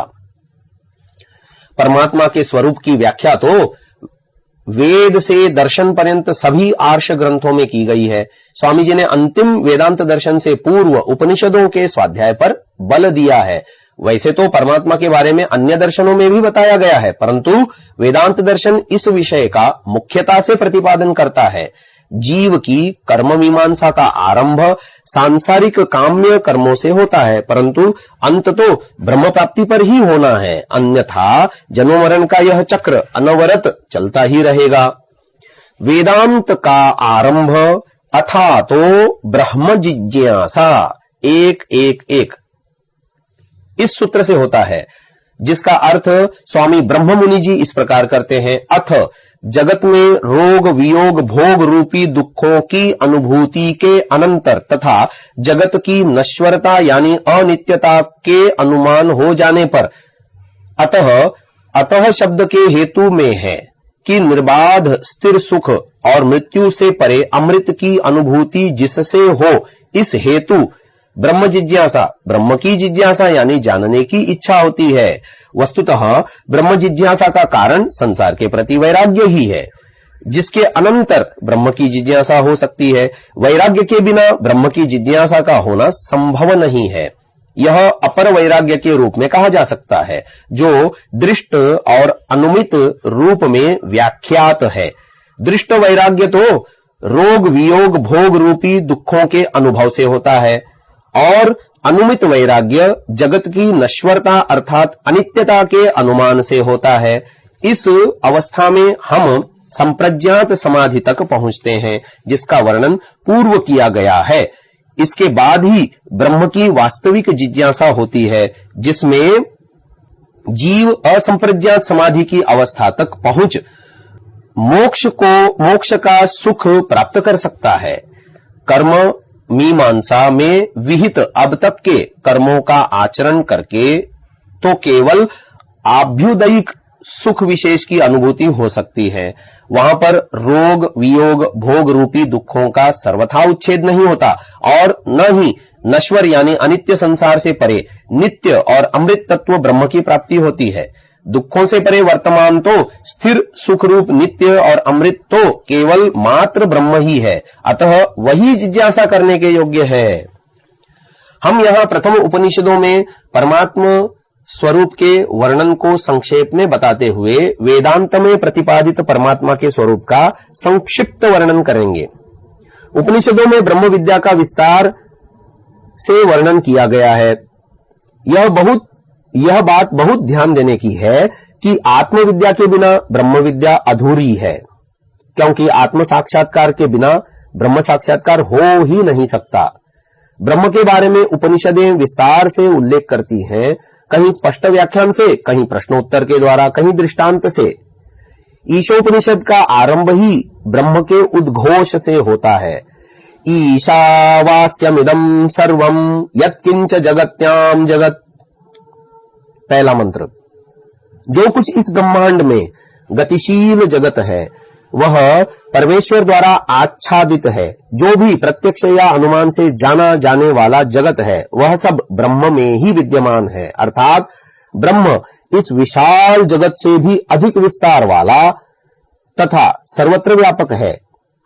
आगे परमात्मा के गुणों का वर्णन करते हुए इसी उपनिषद के अंत में ओम क्रतो स्मर क्लिबे स्मर कृतम स्मर 15वां मंत्र, हे जीव तू उस ओम पदवाची परमात्मा को स्मरण कर, अपने किए हुए कर्मों को याद कर, क्योंकि वही अंतिम आश्रय है। आगे केनोपनिषद में परमात्मा को जगत की व्यवस्थाओं का नियंता बतलाया गया है। इस उपनिषद का आरंभ इस प्रश्न से है, केनेषितं पतति प्रेषितं मनः, केन प्राणः प्रथमः प्रैति युक्तः, केनेषितां वाचमिमां वदन्ति, चक्षुः श्रोत्रं कउ देवो युनक्ति। केन उपनिषद 1:1। अर्थात मन किसकी प्रेरणा से विषय की ओर टूटता है, किसके द्वारा नियुक्त प्राण जन्मते ही पहले पहल गति करने लगते हैं, किसकी प्रेरणा से इस वाणी को हम बोलते हैं, चक्षु और श्रोत्र को कौन देव अपने अपने विषयों में नियुक्त करता है। अर्थात संसार के उत्पत्ति समय में सभी चक्षु आदि इंद्रियों को अपने अपने विषय के ग्रहण में कौन नियुक्त करता है। नेत्र रूप ही दिखता है, नेत्र से रूप ही दिखता है, शब्द क्यों नहीं सुना जाता, यह नियम किसने किया है। अपने इंद्रिय आदि साधनों को प्राप्त हुआ जीवात्मा इंद्रियों के साथ मन को संयुक्त करके कार्य करता है। यद्यपि व्यवहार दशा में मन आदि इंद्रियों का साक्षात प्रेरक जीवात्मा ही है, तथापि उस इंद्रिय से विषय का ग्रहण का नियम किसने किया। अर्थात चक्षु को रूप ग्रहण करने के लिए कौन प्रेरणा देता है, क्योंकि नेत्रहीन यदि चाहना कर सकता है कि मुझको अन्य इंद्रिय से भी रूप दिख जाए तो बहुत उत्तम है, पर ऐसा होना सर्वथा असंभव क्यों है। इसका उत्तर देते हुए ऋषि कहते हैं कि इन सब व्यवस्थाओं का नियंता परमेश्वर है। जीव तो मात्र परमेश्वर के द्वारा बनाए हुए नियमों के अनुसार ही इंद्रियों से स्वतंत्र होकर कार्य कर सकता है। वह ईश्वर ही इंद्रियों के विषय का नियंता है, परंतु वह इंद्रियों में बद्ध नहीं होता। इसीलिए श्रोत्रादि इंद्रियों के संग को जीवित दशा में ही छोड़कर असंग ईश्वर का ध्यान करने वाले योगी जन वासनादि अंतःकरण के बंधन से पृथक होने के कारण इस लोक से अलग होकर यानी मरकर मरण धर्म रहित मुक्त हो जाते हैं। इसी को आगे स्पष्ट करते हुए कहा है कि ब्रह्म तक न आंख पहुंचती है, न वाणी जाती है, न मन जाता है। वह ब्रह्म इंद्रियों से जाने हुए विषयों से भिन्न है, इस संसार के विषयों से तो सर्वथा भिन्न है। केनोपनिषद प्रथम खंड। आगे चलकर उपनिषद में एक आलंकारिक कथा द्वारा ब्रह्म को अग्नि, वायु आदि देवों की अपेक्षा सर्वोत्कृष्ट तथा एकमात्र उपासनीय बताया गया है। इस प्रकार ब्रह्म का उपदेश किया गया है। कठोपनिषद में नचिकेता यमाचार्य से वरदान के रूप में तीसरा प्रश्न पूछते हैं, मनुष्य के मर जाने पर जो जिज्ञासा रहती है, कई लोग कहते हैं मरने पर शरीर में उपस्थित जीवात्मा नित्य रहता है और कई कहते हैं कि नहीं रहता। सो आपसे शिक्षा पाकर मैं इसका समाधान चाहता हूं। कठोपनिषद 1:20। वेदों में कहा है कि इसी शरीर में जीव और ब्रह्म दोनों रहते हैं। सो शरीर के नष्ट होने पर जीव रूपी आत्मा की सत्ता रहती है वा नहीं, यह प्रश्न है। द्वितीय वल्ली में आत्मा की अमरता को बताते हुए श्रेय मार्ग पर चलने वाले जीव को श्रेष्ठ बताया है। 2:1-2। जीवात्मा परमात्मा दोनों इस शरीर और जगत में स्थिर हैं, तो भी कार्य वस्तु के साथ न उत्पन्न होते और न उसके विनाश से नष्ट होते हैं। आत्मा का कोई उपादान कारण नहीं, अर्थात कोई उसका उत्पादक पिता नहीं है, और न आत्मा किसी प्राणी व वस्तु का पिता व उपादान कारण होता है, किंतु कार्य कारण के धर्मों व गुणों से पृथक है। कठोपनिषद 2:18। तथा जीव उस जीव को श्रेष्ठ कहा जो सांसारिक सुखों में आसक्त न होकर मोक्ष के मार्ग पर चलता है। यहां यमाचार्य ब्रह्म विद्या का वर्णन करते हुए कहते हैं, सारे वेद ओम वाचक शब्द रूप तथा प्राप्त होने योग्य वाच्य ब्रह्म का ही वर्णन करते हैं। सब तप अनुष्ठान भी ब्रह्म की प्राप्ति के लिए किए जाते हैं। इस ब्रह्म को पाने हेतु ही विद्वान ब्रह्मचर्य आश्रम का अनुष्ठान करते हैं। वह ब्रह्म ओम पदवाच्य है। कठोपनिषद 2:15।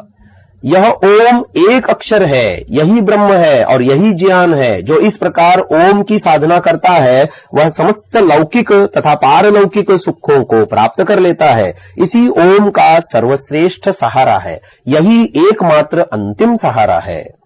इसी को जानकर जीव व्यापक ब्रह्म के बीच समस्त बाधाओं से छूटकर परम आनंद को पाता है। कठोपनिषद 2:16। आगे की वल्लियों में ब्रह्म विद्या का विशेष वर्णन है जो वहीं द्रष्टव्य है, यहां विस्तार भय से संभव नहीं। आगे प्रश्नोपनिषद में विभिन्न प्रश्नों के द्वारा ब्रह्म का व्याख्यान है, परंतु छठा प्रश्न तो मुख्यतः ब्रह्म के बारे में है। 16 कलाओं से पूर्ण पुरुष कौन है? इसका उत्तर देते हुए महर्षि पिप्पलाद ने कहा कि जीव ब्रह्म निर्मित 16 कलाओं के आश्रय ही शरीर में वास करता है। जीवात्मा के सुखपूर्वक कार्य सिद्धि के लिए ही परमेश्वर ने प्राण, श्रद्धा, आकाश, वायु, अग्नि, जल, पृथ्वी, इंद्रियां, मन, अन्न, वीर्य, तप, मंत्र, कर्म, लोक, नाम रूपी 16 कलाओं को रचा। इन 16 कलाओं को वही परमात्मा धारण करता तथा प्रलय में नाश भी करता है। उस व्यापक परमात्मा के आश्रय से ही समस्त कलाएं रहती हैं। अतः उस जानने योग्य ब्रह्म को प्राप्त करना चाहिए, क्योंकि उस परमात्मा को जो जानता है उसे मृत्यु पीड़ित नहीं करती और वह संसार के बंधन से छूटकर परम पिता परमात्मा के आश्रय से मोक्ष सुख को भोगता है। मुंडक उपनिषद में शौनक नाम का जिज्ञासु महर्षि अंगिरा से पूछता है, कस्मिन्नु भगवो विज्ञाते सर्वमिदं विज्ञातम भवतीति। मुंडकोपनिषद 1:1-3। अर्थात हे भगवन, किसके जान लेने से यह सब जान लिया जाता है? अर्थात वह कौन सी वस्तु है कि जिसके जान लेने पर फिर अन्य के जानने की अपेक्षा नहीं रहती? इस प्रश्न का उत्तर देते हुए महर्षि अंगिरा शौनक को परा और अपरा विद्या का उपदेश करते हैं। महर्षि उन साधनों का उपदेश करते हैं जिसके द्वारा अविद्या को त्याग जीव ब्रह्म को प्राप्त करता है। यह ब्रह्मांड ब्रह्म द्वारा ही निर्मित है, इसका संचलन वही कर रहा है तथा वह प्रणव यानी ओम द्वारा जाना जाता है। जिस ब्रह्म में यह जगत उत्पत्ति स्थिति प्रलय तीनों दशाओं में स्थित रहता है, ऐसा वह बड़ा होने पर भी सर्वत्र व्याप्त होने से ज्ञानी लोगों को योगाभ्यास द्वारा अपने हृदय में प्रकाशमान आनंद स्वरूप प्राप्त होता है। अज्ञानी लोग हजारों जन्मों में भी उसको प्राप्त नहीं कर सकते और ब्रह्मज्ञानी व जीवन मुक्त की अपेक्षा लौकिक विद्वान भी अज्ञानी ही माने जाते हैं, क्योंकि उनकी लौकिक व्यवहार में तीव्र बुद्धि भी ब्रह्म तक नहीं पहुंचती। मुंडकोपनिषद 2:2-1। जो सूर्य आदि प्रकाशक पदार्थों का कारण होने से दीप्ति वाला, जो प्रकृति से भी अति सूक्ष्म तथा जिसमें समस्त ब्रह्मांड तथा प्राणी स्थित हैं, वह ब्रह्म अविनाशी तथा सबका जीवन हेतु तथा वही वेद रूपी वाणी और मनन शक्ति का निमित्त तथा सदा एक रस रूप से विद्यमान, कभी न मरने वाला है, वही जानने योग्य है, वही लक्ष्य है। मुंडकोपनिषद 2:2-2। ब्रह्म विद्या रूपी महान अस्त्र रूपी धनुष को धारण कर उपासना से तीक्ष्ण किए बुद्धि रूप बाण को संयुक्त कर उसी ब्रह्म के ध्यान में लगे हुए मन से प्रणव रूपी धनुष को तान कर ब्रह्म रूपी लक्ष्य को प्राप्त करें। मुंडक 2:2-3। प्रणव धनुष है, आत्मा शर है, ब्रह्म लक्ष्य है। जैसे बाण लक्ष्य में प्रवेश करता है, वैसे ध्यान समाधि आदि उपायों से सूक्ष्म हुई बुद्धि जिज्ञासु को ब्रह्म में प्रविष्ट करनी चाहिए। मुंडक 2:2-4। आगे ब्रह्म ज्ञान से जीव की क्या दशा होती है, इसका वर्णन है। इस प्रकार मुंडक उपनिषद में ब्रह्म विद्या का विशेष व्याख्यान है।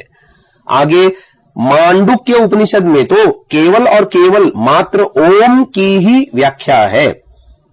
ओम इत्येतदक्षरमिदं सर्वं तस्योपव्याख्यानम् भूतं भवद्भविष्यदिति सर्वमोंकार एव यच्चान्यत्रिकालातीतं तदप्योंकार एव। मांडुक्य उपनिषद 1।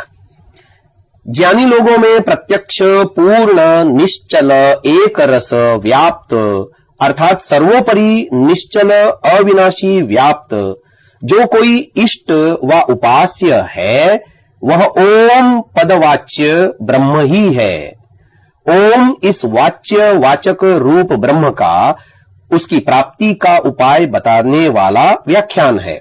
भूत, भविष्यत और वर्तमान काल युक्त भी सब प्रकार से ओम शब्द का वाच्यार्थ परमेश्वर ही है, क्योंकि उस प्रकार एक रसता से कोई वस्तु तीनों कालों में संयुक्त नहीं होती कि जो भूत, भविष्यत, वर्तमान काल में बनी रहे। किसी काल विशेष में होकर ठहरने अर्थात सब काल में न रहने वाले प्राणियों से भिन्न काल जिसका उल्लंघन नहीं करता और जो काल का भी काल है वह तीनों कालों से पृथक ऐसा भी एक वही ओम पदवाच्य ईश्वर है। आगे परमात्मा के चतुष्पाद की व्याख्या की गई है। सर्वं ह्येतद् ब्रह्मायमात्मा ब्रह्म सोयमात्मा चतुष्पाद। मांडुक्य 2। ओम पद का वाच्य सब ब्रह्म ही है, अर्थात उसमें अन्य का मेल कुछ भी नहीं। यह ध्यान से प्रत्यक्ष होने वाला व्याप्त ईश्वर सबसे बड़ा है। सो यह परमेश्वर वाचक ओम शब्द के मात्रा रूप भेद को लेकर वाच्य आत्मा के भी 4 प्रकार व भाग हैं। एष सर्वेश्वर, एष सर्वज्ञ, एषोऽन्तर्याम्येष योनिः सर्वस्य प्रभवाप्ययौ हि भूतानाम्। मांडुक्य 6। यह ब्रह्म चराचर जगत का स्वामी, यह सर्व भूत भविष्यत वर्तमान तीनों काल की वस्तु जानने वाला, यह सबके अंतःकरणों में प्राप्त होता, यह कारण तथा सब विद्यमान पदार्थों का उत्पत्ति और प्रलय का मुख्य आधार है। इसके बाद 9वें, 10वें और 11वें अनुवाकों में ओम की एक एक मात्रा की अवस्था को जानने वाले उपासक को क्या क्या फल मिलता है इसके बारे में बताया गया है। और अंत में 12वें अनुवाक में चतुर्थ मात्रा से निर्गुण ब्रह्म का वर्णन किया गया है। मात्रा रहित ओंकार चतुर्थ है। मात्रा व पाद कल्पना द्वारा स्पष्ट भेद का व्याख्यान प्रपंच है। उसकी समाप्ति जहां वाचक में हो तथा कार्य दशा को प्राप्त व्यक्त जगत की शांति जहां हो, वह महाप्रलय दशा में अवस्थित वाच्य अकार आदि मात्रा व पाद की कल्पना से रहित निर्विकल्प समाधि से ग्राह्य है। अतएव परमात्मा में शब्द आदि व्यवहार नहीं, क्योंकि वह ब्रह्म अतीन्द्रिय है। उसके तुल्य व उससे अधिक कोई नहीं तथा वह ही कल्याण स्वरूप है। ऐसे परमेश्वर की उपासना सर्वोपरि तथा कल्याणकारिणी है। इस उक्त प्रकार से वाचक ओम शब्द वाच्य के अंतर्गत ही है, जो उक्त प्रकार से समाधि द्वारा शुद्ध हुए चित्त से निर्बीज समाधि में वाच्य वाचक की एकता को निश्चित साक्षात जानता है। वह उपासक पुरुष ग्रहण किए शरीर को छोड़ने के पश्चात अपने स्वरूप से परमात्मा को प्राप्त होता है। आगे तैत्तिरीय उपनिषद में 3 वल्लियां हैं, शिक्षावल्ली, ब्रह्मानंदवल्ली तथा भृगुवल्ली। जो कोई पुरुष ब्रह्म नहीं है ऐसा जानता है, वह मनुष्य अश्रेष्ठ अर्थात न होने के तुल्य होता है। और जो ब्रह्म है ऐसा जानता है, वही विद्वान व श्रेष्ठ होता है।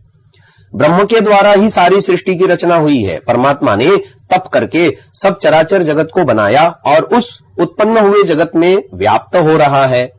ब्रह्म समस्त चराचर नित्य व अनित्य जगत में एक रस कूटस्थ रहता है।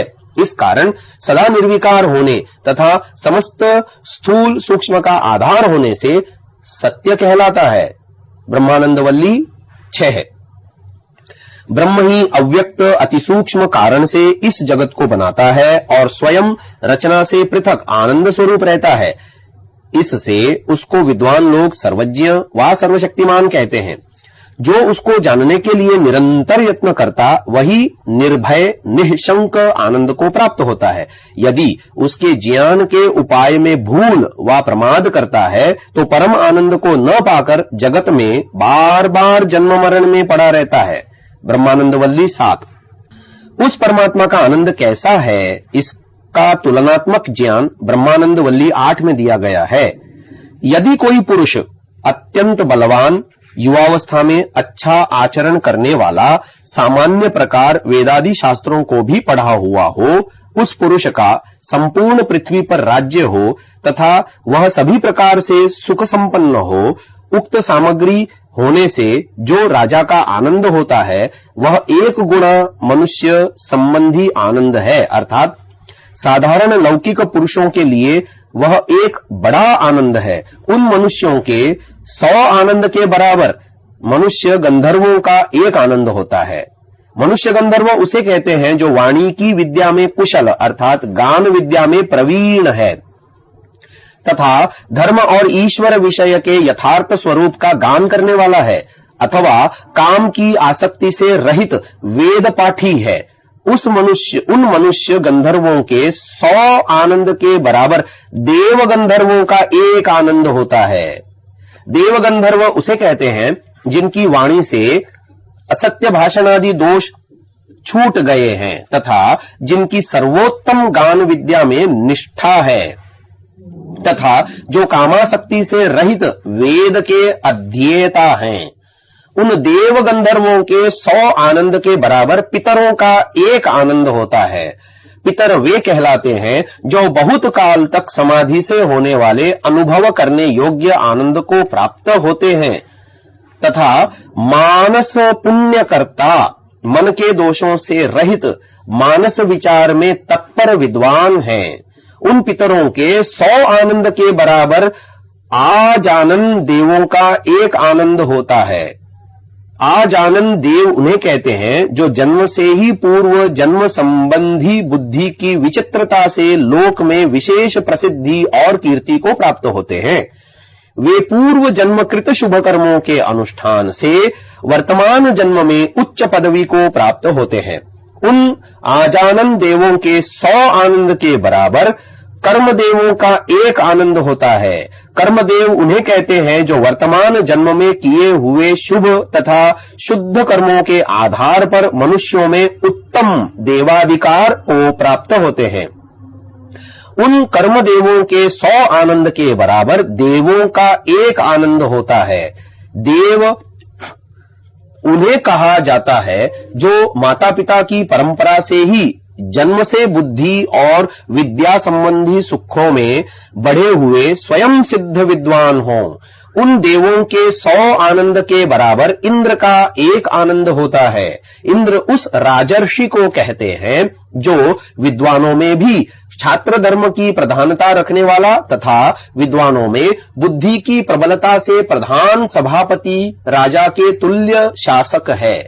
इंद्र के 100 आनंद के बराबर बृहस्पति का एक आनंद होता है। बृहस्पति उसे कहते हैं जो इंद्रादि विद्वानों का भी गुरु हो। वह समस्त विद्याओं के अगाध आशय तक पहुंचा हो तथा जिसके ऊपर अन्य कोई भी मनुष्य विद्वान नहीं हो सकता। बृहस्पति के 100 आनंद के बराबर प्रजापति का एक आनंद होता है। प्रजापति उस सम्राट को कहते हैं जिसने सभी प्रकार की कामनाओं पर विजय पाली हो तथा वेदों का विद्वान हो। प्रजापति के 100 आनंद के बराबर ब्रह्म का एक आनंद होता है और ब्रह्म का आनंद मोक्ष के अधिकारी जीव को मिलता है। वस्तुतः ब्रह्म के आनंद की कोई गणना या सीमा नहीं है। यह तो मात्र सांसारिक सुखों की अपेक्षा ब्रह्म से प्राप्त होने वाले सुख की तुलना मात्र ही है। इस आनंद को न्यूनाधिक दिखाने का प्रयोजन यह है कि ब्रह्म प्राप्ति रूप मुक्ति दशा में हमको कैसा व कितना आनंद होगा। आगे ऐतरेय उपनिषद में 3 अध्याय हैं।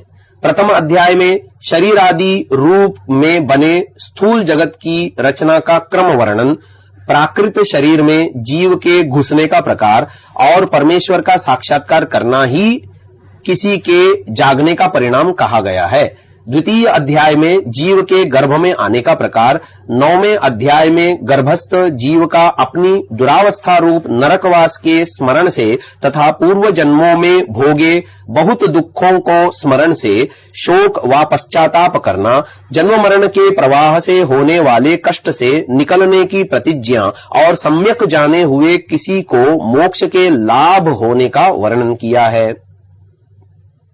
तृतीय अध्याय में जीव ब्रह्म दोनों के परिचयार्थ, कर्म और स्वरूप भेद से वर्णन और उपासक जीव से उपास्य ईश्वर के भिन्न ठीक ठीक जान लेने पर मोक्ष प्राप्ति का वर्णन है। यह उपनिषद छोटी होने पर भी तत्वज्ञान द्वारा मनुष्यों को जगाने वाली होने से बहुत महत्वपूर्ण है। आगे छांदोग्य उपनिषद का आरंभ ही ब्रह्म की उपासना से होता है। ओमित्येतदक्षरमुद्गीतमुपासीत ओमिति युद्गायति तस्योपव्याख्यानम्। छांदोग्योपनिषद 1:1-1। अविनश्वर जिसको सामगायक उच्च स्वर से गाते हैं और प्रत्यक्षवत सर्वत्र भासमान इस सर्वव्यापक सर्वरक्षक ओम पदवाच्य ब्रह्म की ही उपासना करें, क्योंकि ब्रह्मविद सर्वव्यापकत्वादि गुणयुक्त ब्रह्म को ही उच्च स्वर से गाते हैं। इस ओम का गूढ़ व्याख्यान आगे किया गया है। प्रथम प्रपाठक के 13 खंडों में ओम की उपासना का वर्णन है। इस प्रसंग में आगे कहा है, स एष रसनां रसतमः परमः परार्ध्योष्टमो यदुद्गीतः। छांदोग्योपनिषद 1:1-3। जो उद्गीत ओंकार पदवाच्य ब्रह्म है वह यह ईश्वर संपूर्ण रसों में अत्युत्तम रस अर्थात आनंद है। जिससे परे कोई न हो उस ब्रह्म को परम कहते हैं और वह ब्रह्मविद का परम प्रापणीय स्थान है। ब्रह्म की वाणी ही ऋग्वेद है, ब्रह्म के प्राण के समान सामवेद है और वह सर्वव्यापक सर्वरक्षक अविनश्वर ब्रह्म ही उद्गीत है।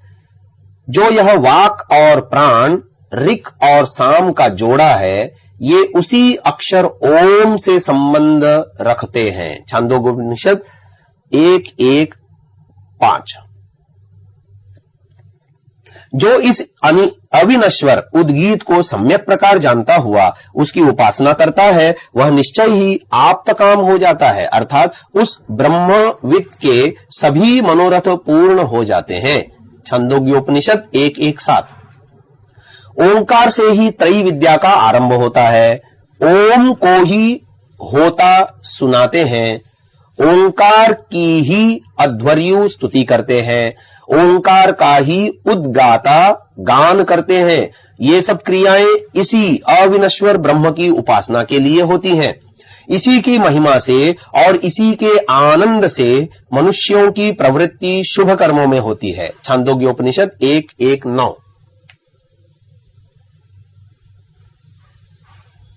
जो कोई ओम को जानता है अथवा जो नहीं जानता है वह दोनों ही ओंकार की सहायता से कर्म करते हैं, परंतु विद्या और अविद्या भिन्न भिन्न है। विद्या से, श्रद्धा से तथा उपनिषद की शिक्षा से जिस किसी कर्म को करता है वही कर्म बहुत शुभ फल देने वाला होता है। यह सब कुछ उस अक्षर ओम का ही व्याख्यान है। छांदोग्योपनिषद 1:1-10। आगे उपनिषद में ओम की विस्तृत व्याख्या की गई है। यह बृहदारण्यक उपनिषद में ब्रह्म वर्णन को दिखाते हैं। ब्रह्म वा इदमग्र आसीत, सबसे प्रथम ब्रह्म ही था, उसी ब्रह्म ने सृष्टि की रचना की। इसी उपनिषद के द्वितीय अध्याय के ब्राह्मण 4 से 5 में याज्ञवल्क्य मैत्रेयी संवाद आया है, जिसमें ब्रह्म विद्या का उपदेश किया गया है। अपने काल में याज्ञवल्क्य एक महान एवं प्रसिद्ध ब्रह्मवेत्ता थे। याज्ञवल्क्य जब अपने आश्रम को छोड़कर जाने लगे तो उन्होंने अपनी पत्नी मैत्रेयी से कहा, देखो, मैं इसी गृहस्थाश्रम में पड़े नहीं रहना चाहता, मैं ऊपर उठना चाहता हूं। आओ, तुम्हारा कात्यायनी के साथ धन का निपटारा करा दूं। मैत्रेयी ने कहा, भगवान, अगर यह सारी पृथ्वी धन से पूर्ण होकर मेरी हो जाए तो क्या मैं अमर हो जाऊंगी? याज्ञवल्क्य कहते हैं, नहीं, उस अवस्था में जैसे साधन संपन्न व्यक्ति चैन से जीवन निर्वाह करते हैं वैसे ही तुम्हारा जीवन होगा। धन से अमरता पाने की आशा नहीं की जा सकती। मैत्रेयी, जिससे मैं अमर न हो सकूं उसे लेकर मैं क्या करूं? भगवान, अमर होने का जो रहस्य आप जानते हैं, मुझे भी उसका उपदेश कीजिए। इस पर याज्ञवल्क्य कहते हैं, तू तो मेरी प्रिय है और बड़ा प्रिय वचन बोल रही है। आ बैठ, मैं तुझे खोलकर समझाता हूं। मेरी बातों पर तू चिंतन कर। ब्रह्मवादिनी स्त्री को पति की कामना के लिए पति प्रिय नहीं होता, किंतु आत्मा की कामना के लिए पति प्रिय होता है। ब्रह्मवादी पुरुष को पत्नी की कामना के लिए पत्नी प्रिय नहीं होती, किंतु आत्मा की कामना के लिए पत्नी प्रिय होती है। ब्रह्मवादी माता पिता को पुत्रों की कामना के लिए पुत्र प्रिय नहीं होते, किंतु आत्मा की कामना के लिए पुत्र प्रिय होते हैं। ब्रह्मवादी पुरुष को धन की कामना के लिए धन प्रिय नहीं होता, किंतु आत्मा की कामना के लिए धन प्रिय होता है। ब्रह्मवादी को ब्राह्मण की कामना के लिए ब्राह्मण प्रिय नहीं होता, किंतु आत्मा की कामना के लिए ब्राह्मण प्रिय होता है।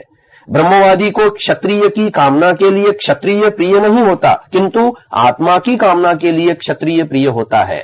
ब्रह्मवादी को लोकों की कामना के लिए लोक प्रिय नहीं होते, किंतु आत्मा की कामना के लिए लोक प्रिय होते हैं। ब्रह्मवादी को देवों की कामना के लिए देव प्रिय नहीं होते, किंतु आत्मा की कामना के लिए देव प्रिय होते हैं। ब्रह्मवादी को भूतों की कामना के लिए भूत प्रिय नहीं होते, किंतु आत्मा की कामना के लिए भूत प्रिय होते हैं। ब्रह्मवादी को सब की कामना के लिए सब प्रिय नहीं होते, किंतु आत्मा की कामना के लिए सब प्रिय होते हैं। हे मैत्रेयी, निश्चय से आत्मा ही द्रष्टव्य, श्रोतव्य, मंतव्य और निदिध्यासितव्य है। निश्चय से, आत्मा के दर्शन से, श्रवण से, मनन से और विज्ञान से यह सब विदित होता है।